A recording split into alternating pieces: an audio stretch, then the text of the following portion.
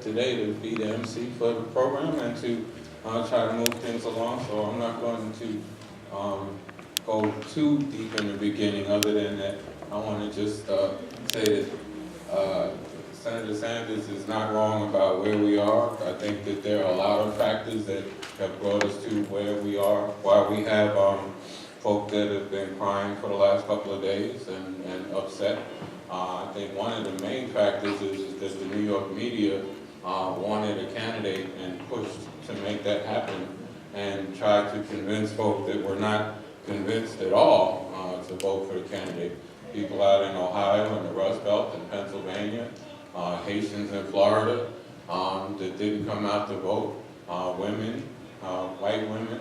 If you look at almost every major demographic, the numbers were not there as they should have been or could have been for a candidate that people truly believed in.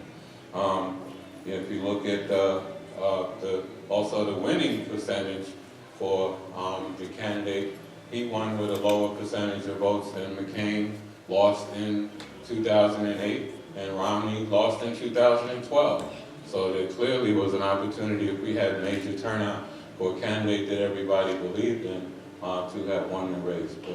And then as all of the pundits and all of the analysts will start analyzing the reasons for why Hillary lost the race and why people didn't do all of the things necessary that they could have done to have a candidate that everybody could feel excited about, you'll see that there will be a lot of other reasons, from socioeconomic reasons to the change in the church and the change in dynamics of the unions and the issues of the Democratic Party that Senator Sanders alluded to, and the inability of the party to recognize that it was in trouble with its candidate and just refuse to not let go, are all issues why we're here today. But before we get too pessimistic and have this as a down meeting, hopefully we can raise this element of the meeting, because whatever's going on in the rest of the country does not have to affect us here in Southeast Queens.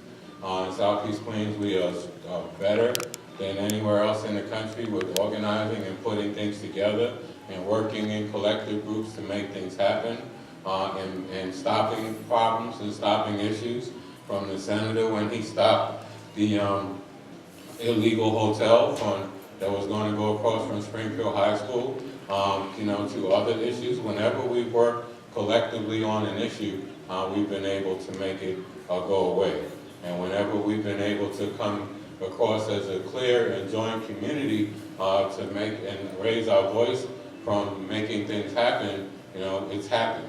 And so I would challenge us to say that, we are at the cusp of breaking out as a respected community, establishing ourselves as an area that whoever comes through has to respect, because our voting numbers were still high in this area.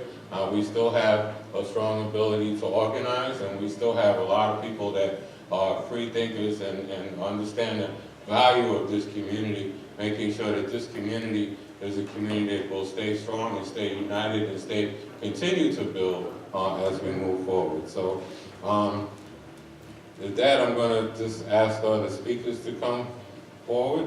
Community first. To my left, community first. Ulster is here to speak.